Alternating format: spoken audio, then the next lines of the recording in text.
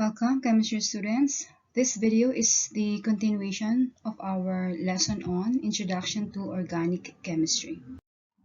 Still, for the following most essential learning competencies, focusing on numbers 2 to 5.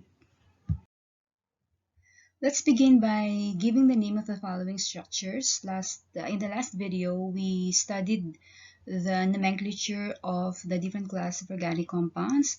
So let's have the following, beginning with 1-butene. To its right, we have 2-butene. Below them, we have 2-methylheptane.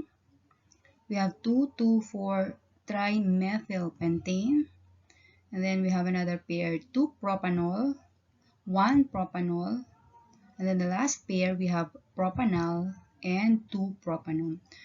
You would notice that each pair of compounds have different names, but you would also notice that they have the same set of atoms and kinds of atoms and numbers of atoms of the elements. For example, we have 1-butene and 2-butene, which have the same number of carbon atoms and hydrogen atoms. They just differ in terms of the position of the double bond, the functional group in these alkenes. Same with the structures below between 2-methylheptane and 2,2,4-trimethylpentane.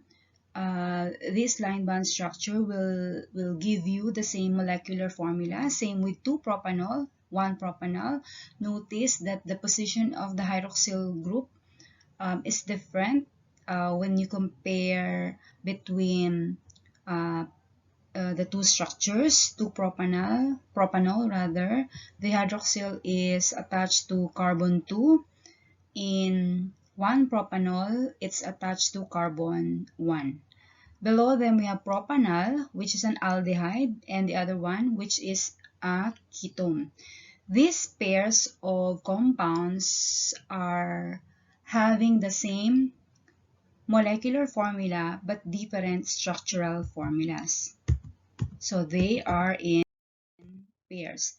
They are collectively called isomers. Isomers are organic compounds having the same molecular formula but different structural formula. So we have more examples as cis-2-butene and trans-2-butene. Notice the positions of the alkyl.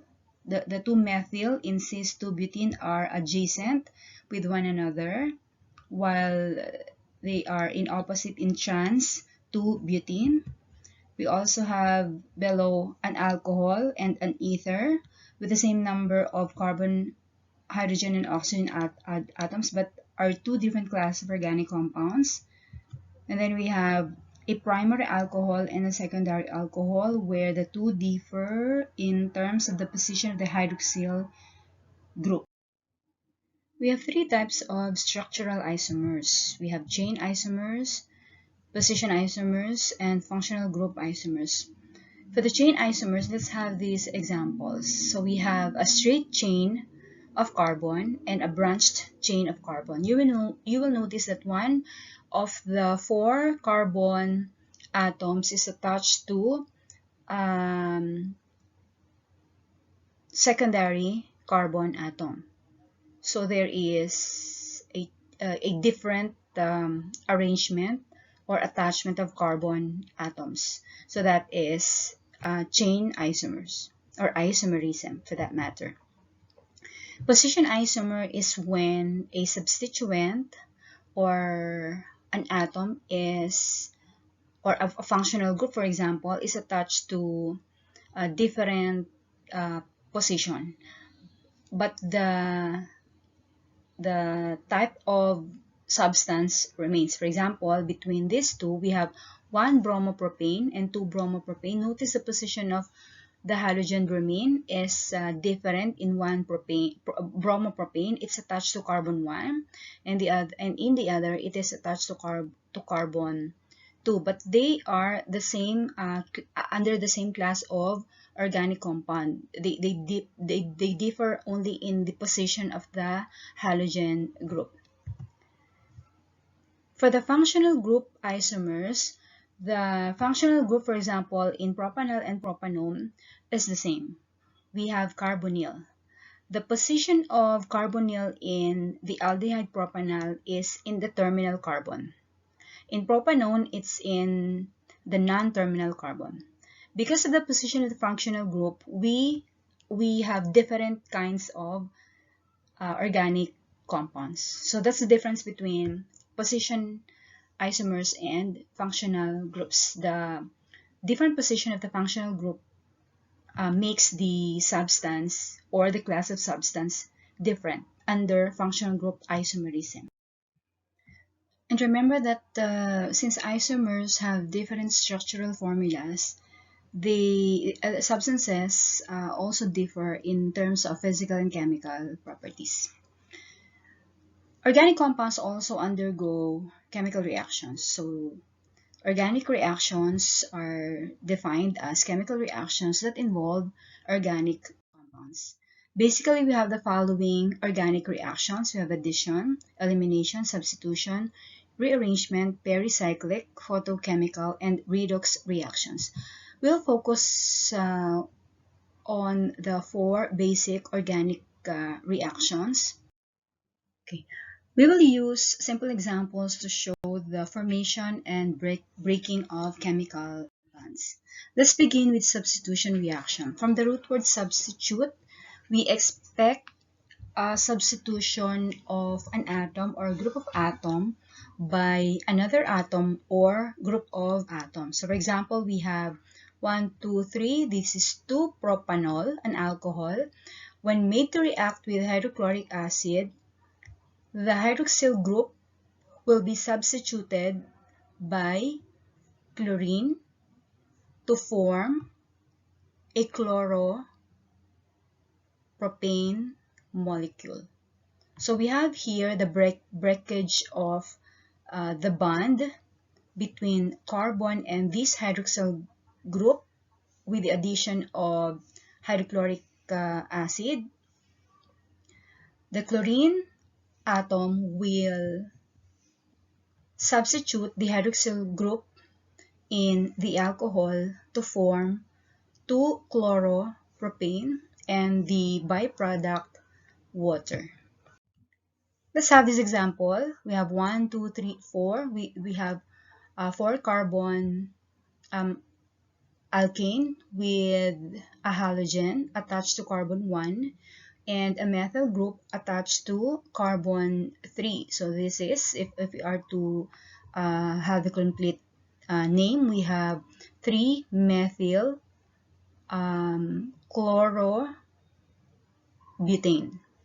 So when this compound is made to react with sodium cyanide, which is composed of positive ion sodium and negative ion cyanide, the negative ion cyanide will replace or substitute the halogen bromine from the organic compound.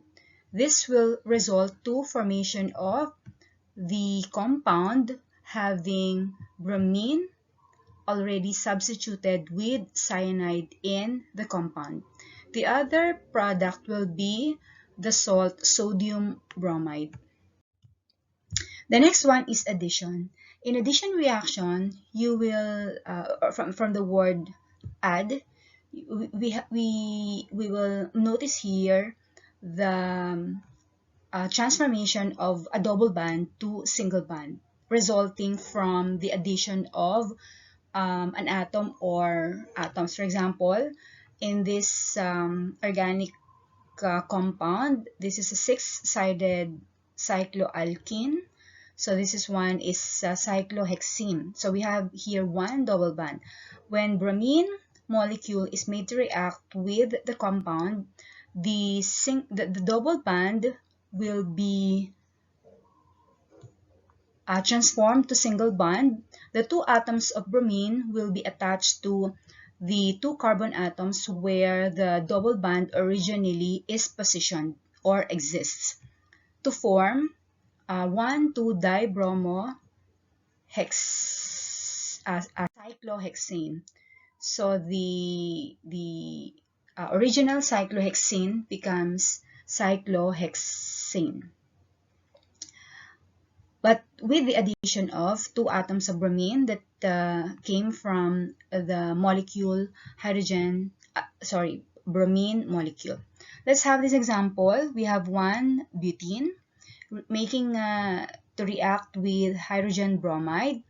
So to add the atoms of hydrogen and bromine, the double bond will have to be broken and change to or transform to single bond to accommodate the bond with hydrogen with one carbon, carbon 2, and with the carbon 1 and bromine with carbon 2 to form the compound 2-bromobutane.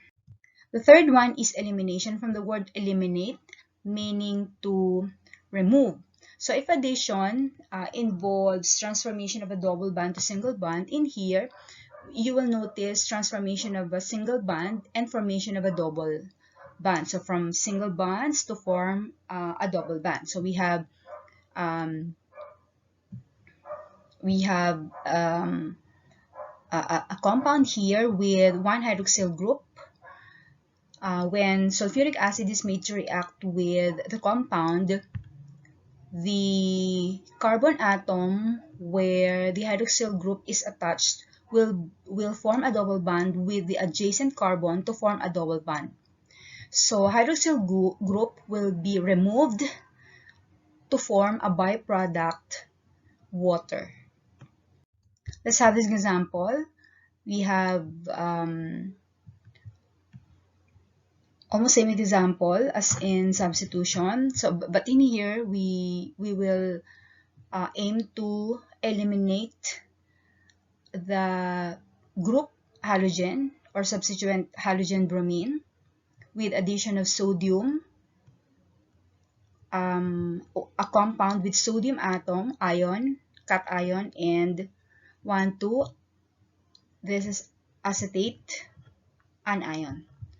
So what we will form here is the formation of double bond between carbon 2 and carbon 3 to accommodate the addition of the atoms from the reagent that contains sodium and acetate to form the double bond between carbon 2 and carbon 3 of our organic compound and a byproduct which is composed of this acid-base reaction is an example of rearrangement reaction involving here a thiol. We have a 3-carbon thiol. So this is propane thiol.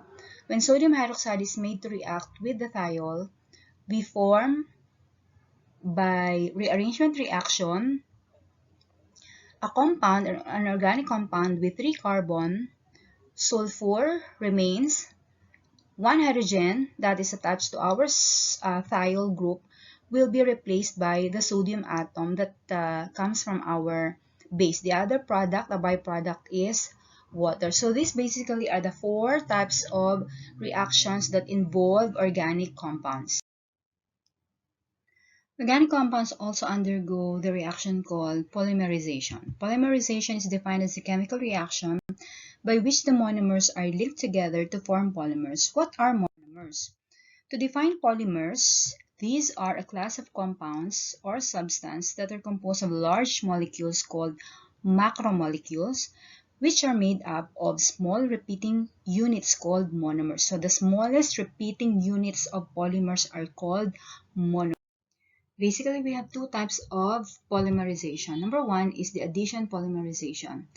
In here, the entire monomer becomes part of the whole polymer and involves molecules with double or triple bonds. This is the general chemical equation or reaction for addition polymerization. So we have a chain of carbon being added with another chain with double bond. The double bond will be broken and the longer chain of carbon will be attached to that chain to add to the original chain. So the process continues until it becomes as the desired length for a certain polymer. The other type is the condensation polymerization.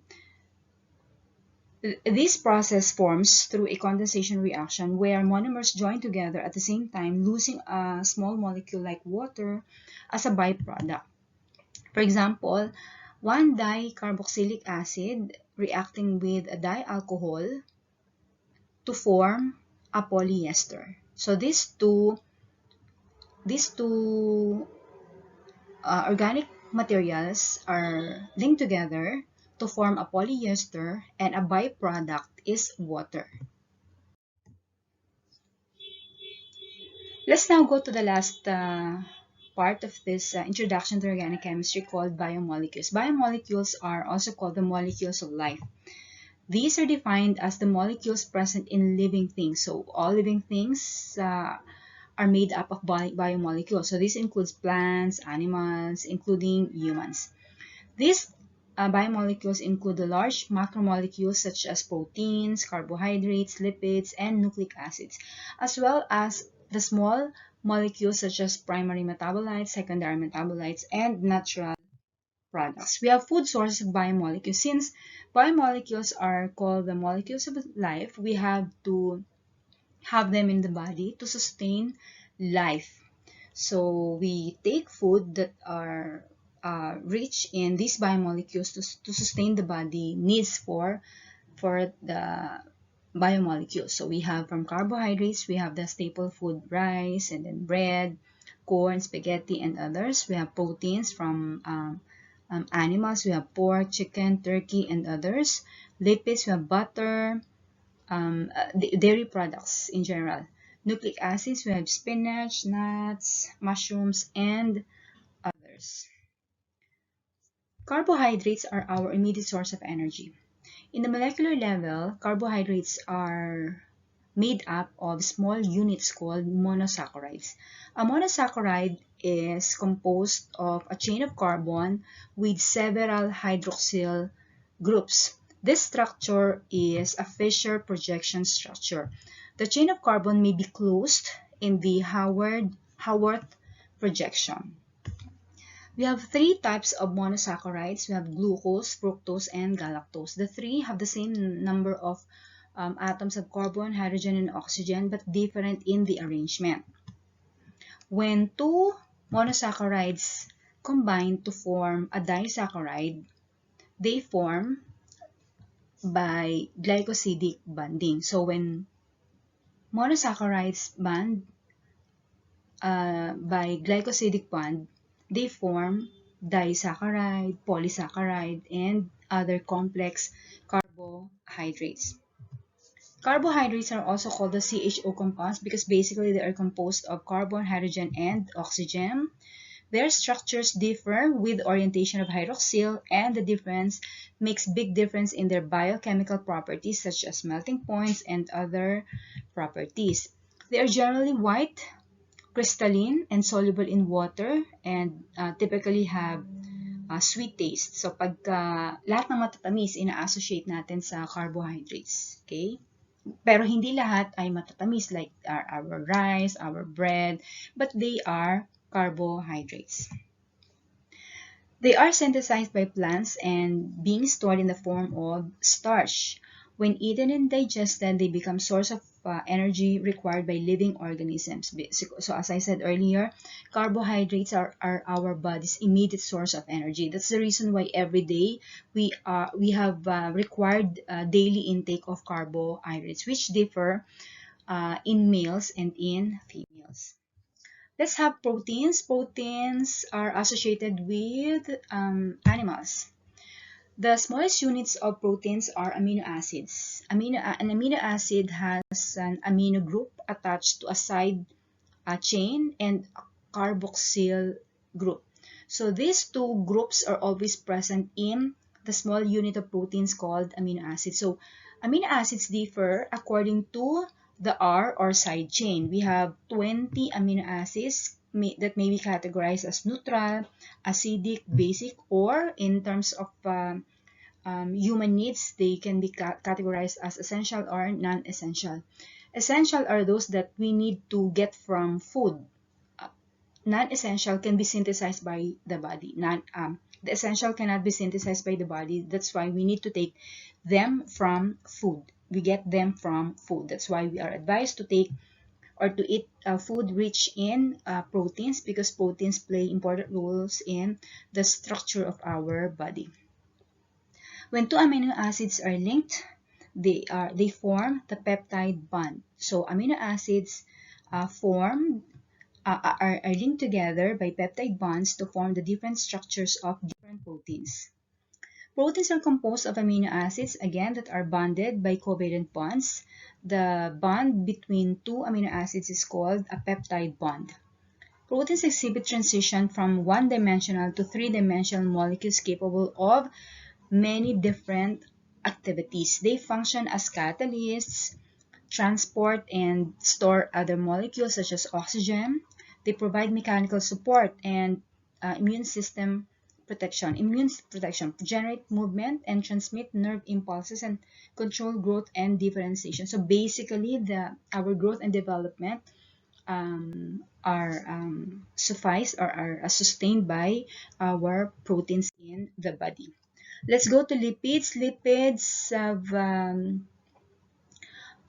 small units called fatty acids. So two fatty acids, when linked together, they form the ester linkage.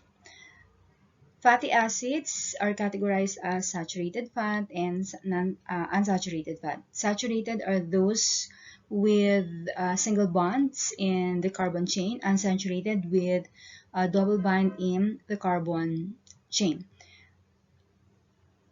Lipids are made up of fatty acids, and fatty acids are carboxylic acids. So you expect carboxyl group to be attached in the terminal carbon.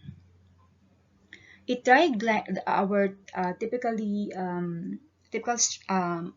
example of lipid is the triglyceride, which is present in humans. It is composed of a glycerol and 3 fatty acid chains. Lipids include fats, oils, waxes, phospholipids. So basically, lahat ng mga oily ay ina-associate natin with this group of organic molecules or biomolecules. These are greasy, oily, insoluble in water, but soluble in polar solvents. They are metabolized to release calories. Boiling points depend on length of fatty acid chain. Since we have daily requirement of carbohydrates, all excess carbohydrate that we take are stored in the form of fats. So the more fats you have in the body, the more stored energy you have. They contribute to cell structure, store leftover energy, and source on high energy value present in fat-soluble vitamins act as a insulating material in the body. So, pag medyo healthy tayo, hindi tayo ganun kadaling lamigin. Pag medyo healthy rin tayo, sinasabi nila na kaya nating mag-survive ng let's say 2 days, 3 days na walang kain, because we are assumed to have a lot of stored energy in the body. Kaya yung mga nagpapapayat, the best way is to really reduce food intake. So our body will utilize the stored energy we have in the form of our fats. So pag hindi tayo kumakain, our energy consumption will consume our excess fat in the body. So mas madali tayong papayat. And the last group, we have the nucleic acids. Nucleic acids are composed of nucleotides. A nucleotide is composed of 3 components. One is the phosphate group, the next one is the sugar group, and the nitrogenous group. So according to the sugar component, it may be the RNA or the DNA. The DNA has the deoxyribose sugar in the nucleotide, and in RNA, we have the ribose sugar in the nucleotide. The nitrogenous base, we have pyrimidines and purines. Pyrimidines, we have cytosine, thymine, and uracil. Purines, we have adenine and guanine. The two are composed of the guanine, cytosine, uracil, adenine. They just the two differ in one of the components, okay, that makes them different from one another, RNA and DNA.